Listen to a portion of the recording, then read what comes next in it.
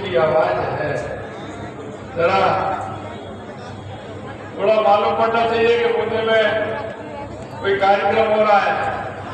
मुझे बोलिए भारत माता की, भारत माता की। आज के इस कार्यक्रम में सबसे पहले तो मैं महान दादा बालाजी के चरणों में प्रणाम करता हूं। मुझे पता है कि ये बूंदी की धरती हारी रानी की धरती है, वीर कुंभा की धरती है, और ये धरती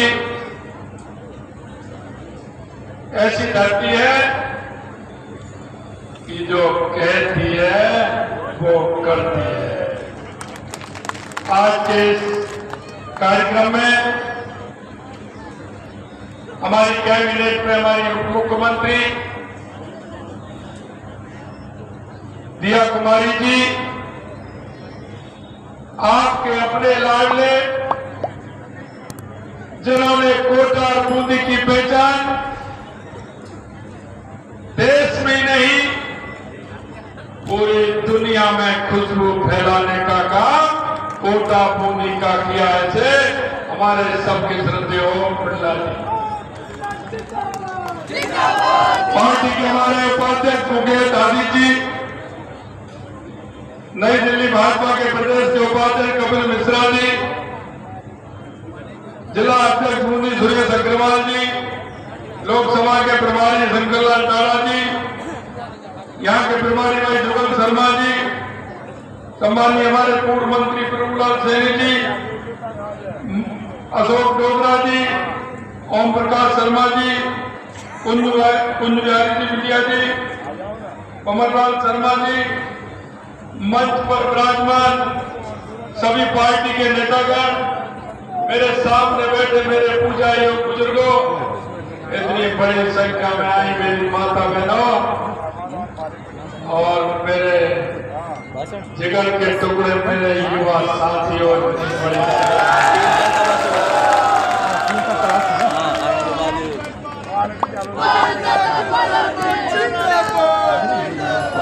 मित्रों, मैं आपसे निवेदन करना चाहता हूं, ये कोटा बूंदी की धरती, आरती की धरती, ये हमारी ऐसी धरती है जहां से हमारा जनसंघ का पौधा छोटा सा बीज पौधा बन करके पूरे राजस्थान नहीं पूरे देश में दिशा देने का काम इस आरती की धरती ने किया था। ये वो धरती है जिसने अपने मान और स्वाभिमान और सम्मान के लिए कहीं किसी से झुकना नहीं सीखा। ये आरती की धरती ने पहचान बनाई है और ये आरती का चंबल का पानी अपने आप में डला है। मैं आपसे इतना कहना चाहता हूं मेरे मित्रों, आपने 2014 के बाद देश में परिवर्तन देखा होगा। मैं आपको थोड़ा पीछे ले जाना चाहता हूं। 2014 से पहले का देश देखिए।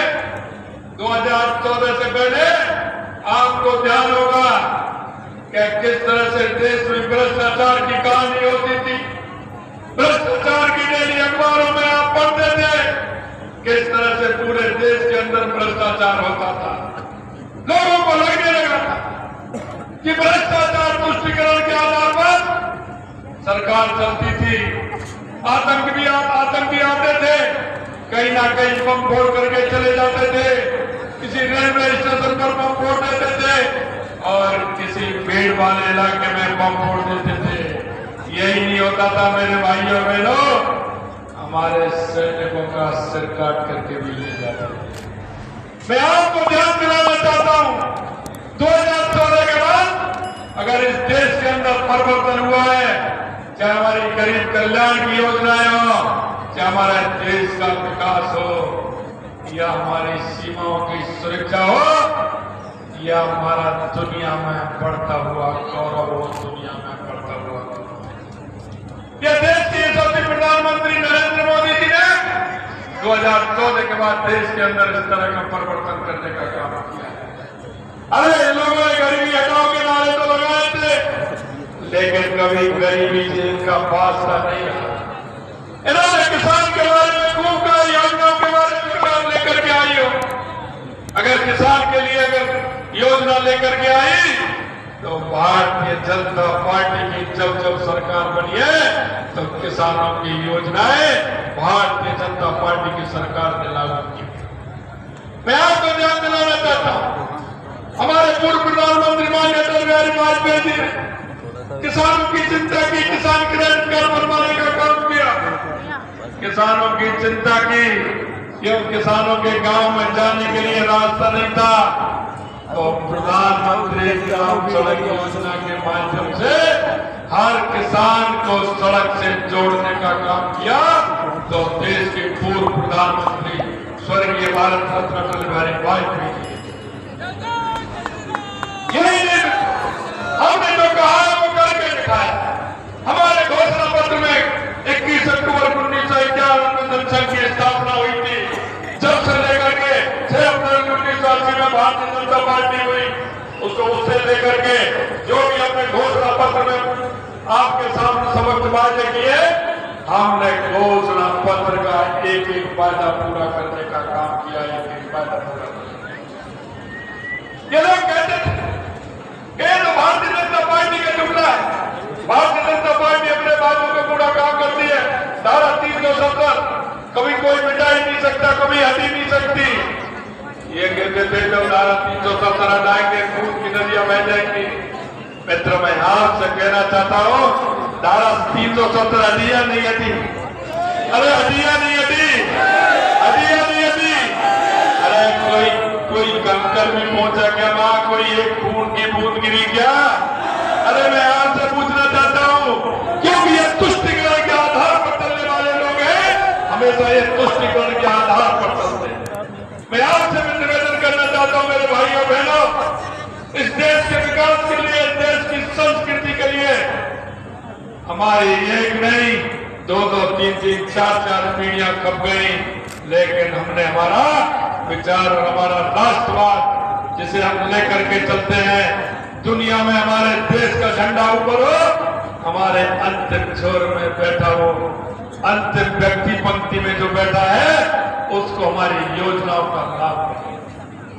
मैं आपसे कहना चाहता हूं, हमारी सरकार को बने 4.5 महीने हुए हैं, हमें 90 दिन काम करने का मौका मिला।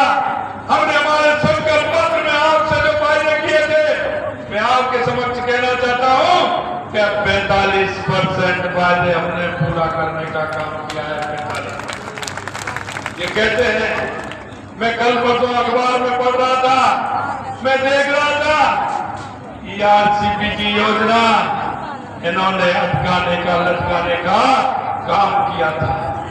गहलोत साहब ने हर बजट में ERCP का जिक्र किया, हर विधानसभा में जिक्र किया, लेकिन कभी फिक्र नहीं की। गहलोत साहब, आपने कभी फिक्र नहीं की।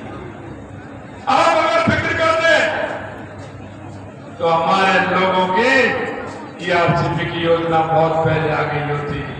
आपने अपने, क्योंकि मध्य प्रदेश के अंदर भी आपकी सरकार थी, आपने वह पत्र लिखा, और कमलनाथ जी जो आपने जिनको पत्र लिखा, आपकी कांग्रेस के वहां मुख्यमंत्री थे, उन्होंने उल्टा पत्र लिख दिया कि मैं कोई समझौता करने वाला नहीं हूं, और कोर्ट में और पहुंच गए कि राजस्थान में किसी भी प्रकार से ERCP को नहीं दिया जाए। मैं आपके सामने आज कहना चाहता हूं, हमारी ERCP की योजना, हम दिल्ली गए, माननीय ओम बिरला जी से हमने बात की, माननीय यशस्वी प्रधानमंत्री जी से बात की, और हमारे मोहन यादव जी वहां मुख्यमंत्री हैं, उन्होंने कहा कि मैं कोर्ट में जो केस किया हुआ है इसको भी वापस ले रहा हूं, और मैं आ रहा हूं और दिल्ली चलेंगे दोनों भाई। बिरला जी ने कहा कि अब आइए करिए, तो तो हम दोनों दिल्ली गए और 10 मिनट के अंदर हमने 1 महीने में सरकार बनते ही ERCP की योजना का हल करने का काम किया। मैं आज से कहना था, हमारा कोटा का एयरपोर्ट का बहुत बड़ा काम था, लेकिन इस सरकार ने उसको किस तरह से लटका करके रखा। मैं आपसे कहना चाहता हूं, 25 दिसंबर को शपथ ली थी और 24 दिसंबर को वहां का जो पैसा जमा होना था 48 करोड़ रुपए कोटा के एयरपोर्ट का जमा हो गया। कोटा के एयरपोर्ट का जमा हो गया। इन्होंने उसको लटकाने का काम किया। अगर ये हमारा एयरपोर्ट पहले ही बन जाता, अगर ये उसकी समस्या का समाधान कर देते, उस पैसे को जमा कर देते, इन्होंने कोटा का वो एयरपोर्ट का पैसा भी जमा नहीं कराया। ये जिस तरह की बात करते हैं, आप क्या करेंगे कांग्रेस के लोगों को?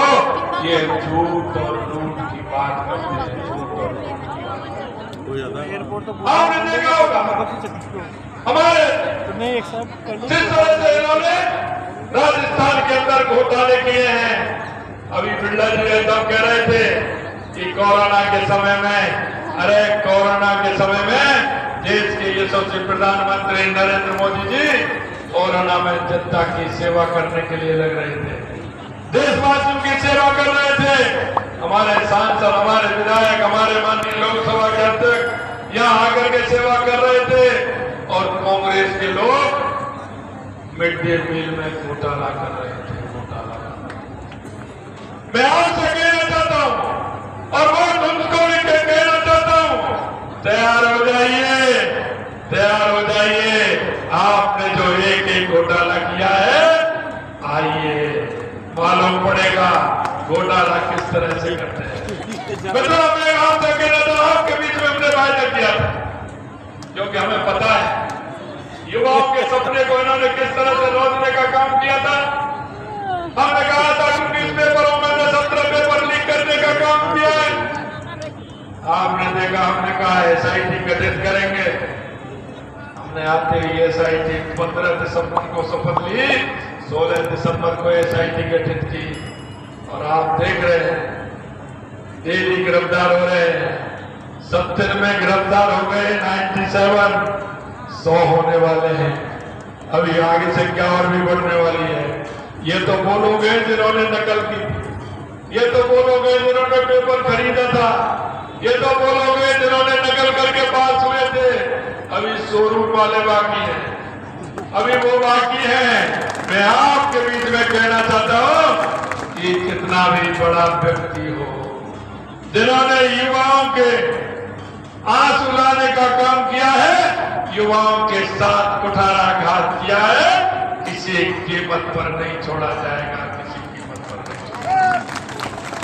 हमने कहा था, क्योंकि हम देखते थे आज दिन गैंगस्टर आते थे, कोई किसी व्यापारी को धमका के चला जाता था, कोई किसी के घर आके उसको डरा के गोली चला के चला जाता था। हमने 16 दिसंबर को ही एंटी गैंगस्टर फोर्स बनाने का काम किया और हमने कहा या तो गैंगस्टर आएगा नहीं, आएगा तो राजस्थान से जाएगा नहीं।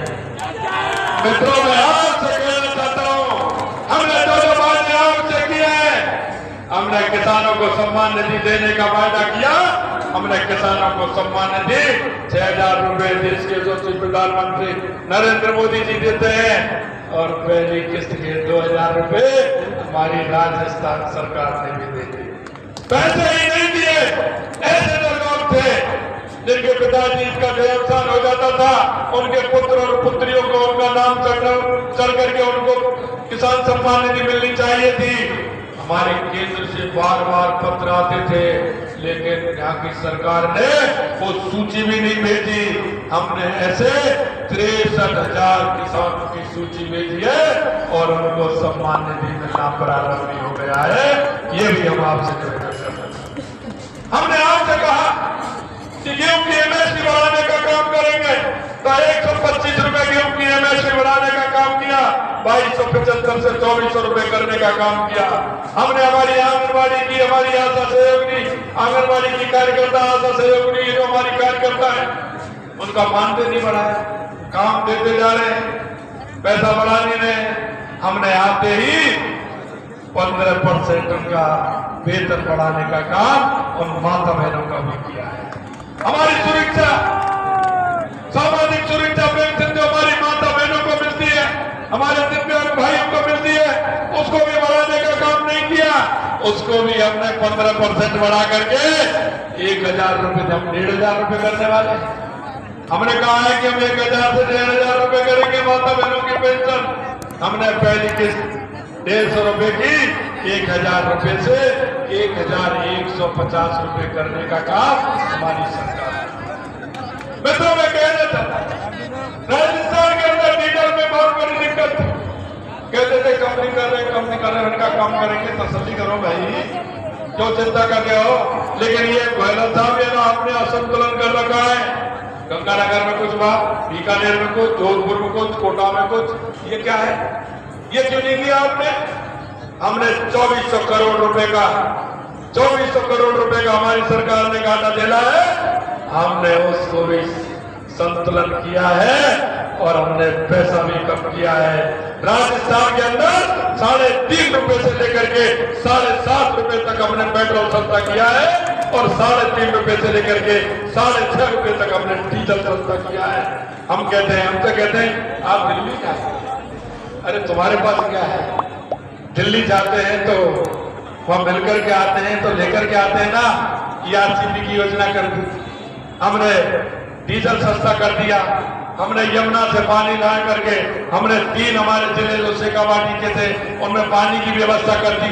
यही नहीं, हमारी इंदिरा गांधी और गंगा नहर आती, हमारे हनुमानगढ़, गंगानगर, बीकानेर, नागौर, जैसलमेर, बाड़मेर तक वो हमारी गंगा नहर, इंदिरा गांधी का पानी जाता है।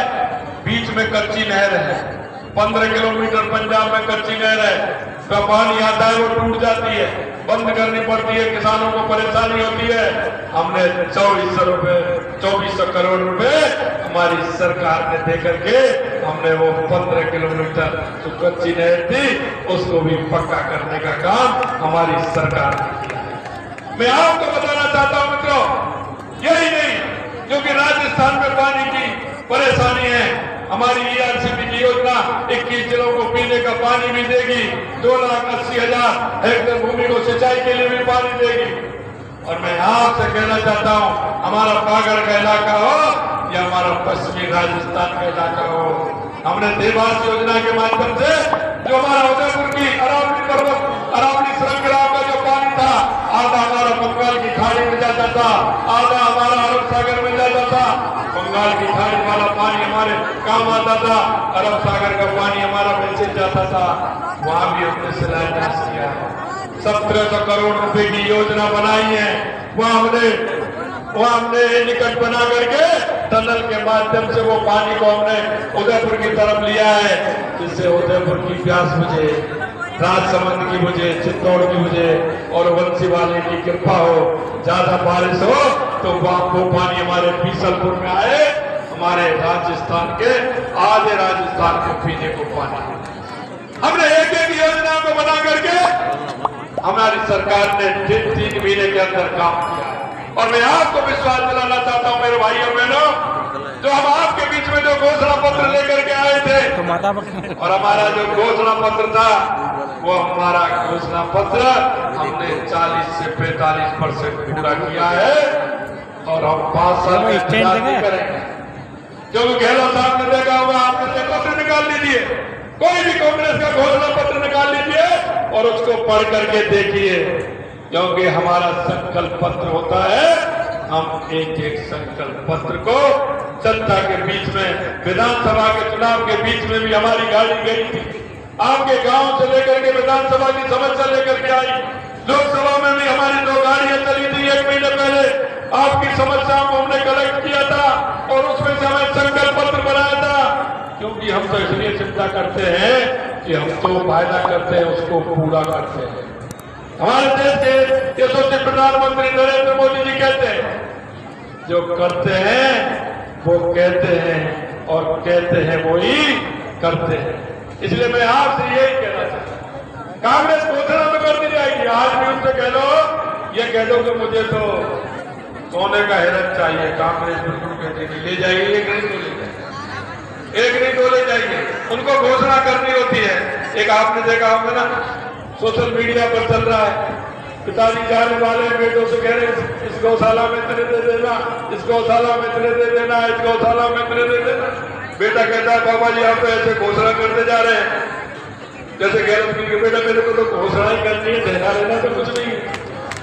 तो ये कांग्रेस की सरकार घोषणा ही करती है और हम आपसे वायदा कर रहे हैं मेरे भाई और बहनों कि हम एक एक हमारे संकल्प पत्र में आपके बीच में वायदा किया है, हम एक एक वायदे को पूरा करेंगे, एक एक वायदे। अंत में मैं आपसे इतना कहना चाहता हूं, आप कोटा बूंदी का मान और सम्मान हमारे ओम जी भाई साहब ने सभी जगह बढ़ाया है। मैं आपसे यही निवेदन करना चाहता हूं, पिछली बार जीते थे उससे ज्यादा वोटों से जिताना है, उससे ज्यादा वोटों से।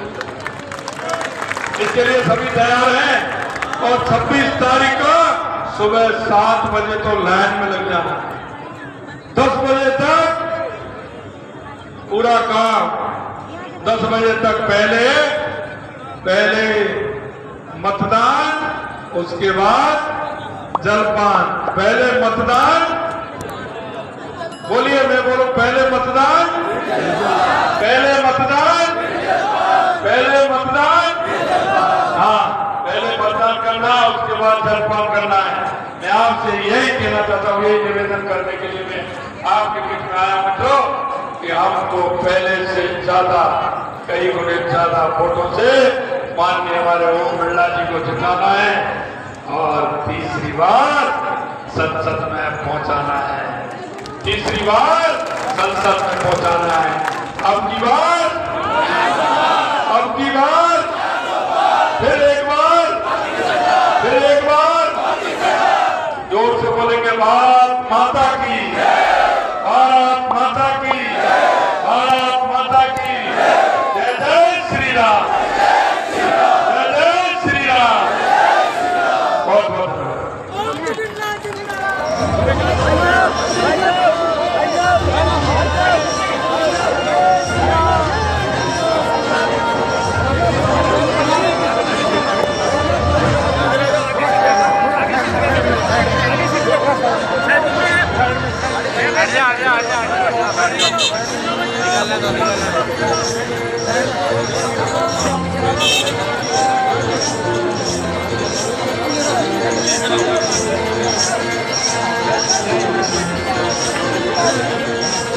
Thank you.